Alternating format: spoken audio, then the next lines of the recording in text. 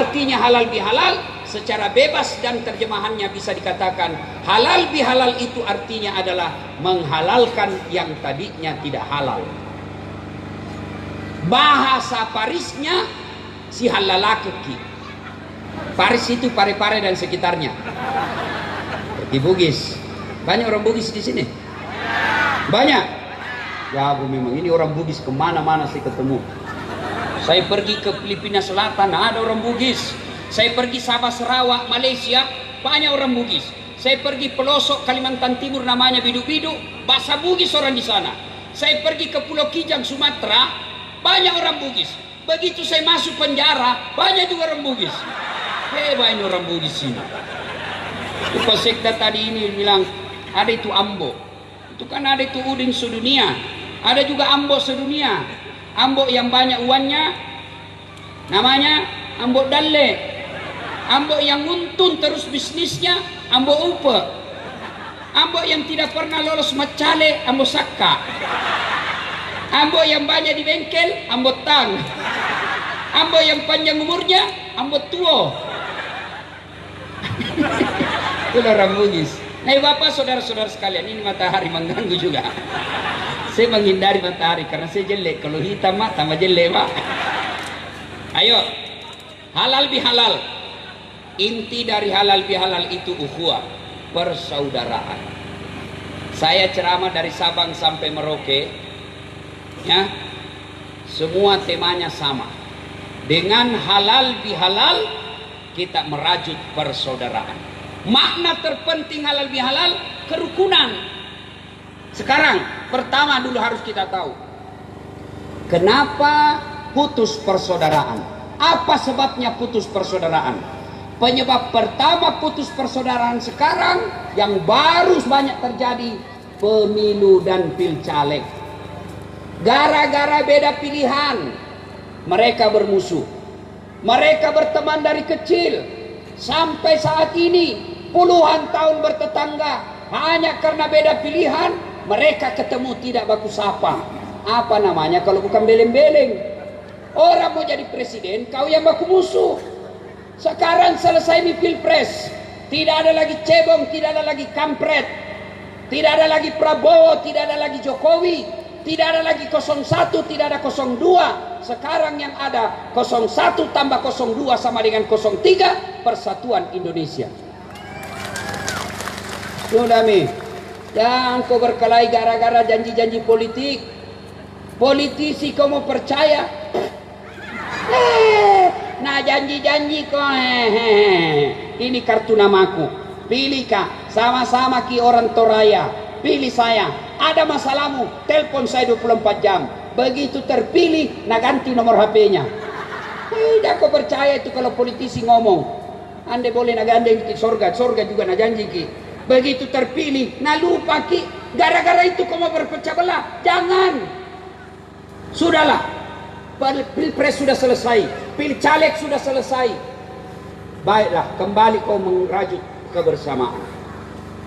Yang kedua, penyebab orang putus persaudaraan apa? Sombong. Apa sombong? Pakai barang mahal? Tidak. Ibu-ibu pakai berlian sombong? Tidak. Kalau perlu pakai semua perhiasanmu. Namanya juga perhiasan, harus dikasih lihat. Kalau dalam lemari bukan perhiasan namanya, pakai. Kalau perlu tulis berlian. Tulis itu kalau di tanganmu emas murni. Tidak apa-apa, boleh. Kapan sombong? Ketika kau anggap enteng orang lain. Itu sombong. Pakai emasmu, silakan. Rezekimu dari Allah. Supaya tidak pandang enteng ke orang. Pakai itu. Kapan sombong? Kau karena enteng orang yang miskin. Kumpul-kumpul begini. Pakai emas banyak. Goyang terus. Baru ini. Nah kau temannya. Apa? Apa?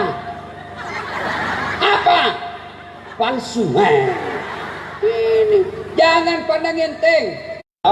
Yang palsu kepalanya menghadap keluar, menjadi buaya darat. Apa sombong? Belum tentu.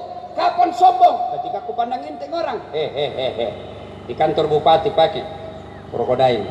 Kau tahu ini, Singapura beli 2 juta, kamu security tak bisa kau beli, sombong. Silahkan pakai barang mahal supaya kau tidak dilecehkan orang, tapi jangan kau pandang enteng orang miskin. Pakai bajumu yang baik, tapi jangan kau hina orang yang pakai baju jelek. Terutama ini ibu-ibu, pacalla-calla, damai tapi gersang. Duduk baku tetangga tapi baku cerita itu siapa duluan pulang itu dicerita. Iya toh. Mana ustaz saya saja tadi lewat ada tuh yang cala-cala kak. Dan sudah bilang itu baju nana pakai di TV One. Kenapa? Itu susah kok. Saya pakai baju kau yang sibuk cilaka. Ayo. Nah sekarang apa yang membuat orang dapat hanya dia yang benar, berbeda pilihan, berbeda itu maka itu ustaz sombong itu. Ada memang sekarang Pak baru belajar agama 6 bulan itu pun melalui baru 2 menit habis kuotanya. Semua salah. Halal bihalal bid'ah tidak ada pada zaman Nabi. Isra Mi'raj tidak ada pada zaman Nabi. Maulid tidak ada pada zaman Nabi. Doa bersama tidak ada pada zaman Nabi. Mengangkat kedua belah tangan, jabat tangan selesai sholat. Bid'ah sesat masuk neraka. Nenekmu punya neraka. Ada tong itu penceramah begitu kayak dia nih panitia hari kiamat. Hanya dia yang benar. Ada memang begitu. Siapa kalau tidak mau tumbuh? Gara-gara jenggot nak marah sama saya. Mau dia apa? Sudah dikasih minyak, gatal nih. Ada memang anak-anak begini. Adik-adik, kalian yang mengatakan diri pemuda hijrah, obat. Sekarang komunitas hijrah. Hijrah itu bukan sekedar pelihara jenggot. Hijrah itu bukan sekedar celanamu jingkrang. Hijrah itu bukan sekedar afwan, jazakallah khair, kaifa khaluk ya akhi. Ketika orang Arab bilang aku saja maaf, jangan bilang afwan. Kita orang Indonesia bilang aku saja terima kasih. Biar kau pelihara jenggotmu, celanamu jingkrang. Dari Madinah ke Mekah 500 km pergi haji. Nabi pakai apa? Pakai apa? Pakai onta. Berarti dia pesawat bid'ah. Naik makonta dari Tanah Toraja pergi Tanah Suci. 17 tahun dah sampai kok. Ini semua ini. Ada memang tong orang begitu. Mau sombong gara-gara ilmu. Apa yang kau mau sombongkan dengan ilmumu? Kau nak kasih pikun ke Tuhan, tidak bisa kau bedakan mana istri mana pembantu. Ilmumu. Ada Pak banyak sekali gelarnya, jago sekali. Begitu dekat pensiun, mulai pikun-pikun. Diprotes sama istrinya, Pak, biasanya kalau mau kopi mengajar, kau cium-cium jidatku. Ini momi 2 minggu, tidak pernah kau cium. Dalam hatinya suaminya, astagfirullah, berarti siapa kau cium selama ini? Ternyata pembantu nenek cium. Apa kau mau sombong? Jangan juga bodoh. Saya tidak kasih kau ilmu kecuali sangat sedikit. Maka jadi ustadz silahkan sampaikan perbedaan pendapat. Jangan kau salahkan pendapatnya orang.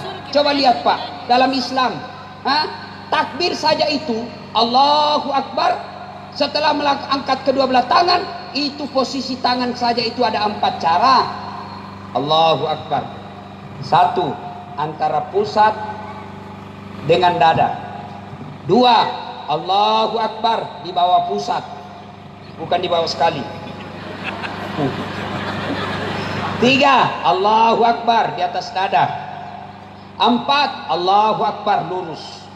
Yang membuat kita ribut, bertengkar, berpecah belah, yang begini nak kasih salah yang begini, yang begini nak kasih salah yang begini, bertengkar kok. Mana yang benar? Benar semua. Mana yang salah kalau kau pakai empat-empatnya? Allahu Akbar. Salah kau bos. Melihat Nabi, misal saya melihat Nabi takbir sejajar dengan bahu, kalimatnya sejajar dengan bahu, tidak ada videonya, tidak ada fotonya, maka ulama menjalankan persepsinya. Sejajar dengan bahu, pertama dia begini, dilihat dari depan, sejajar.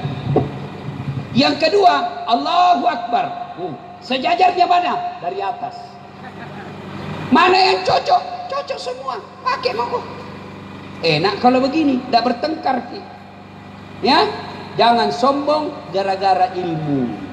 Yang kedua, sebab sombong.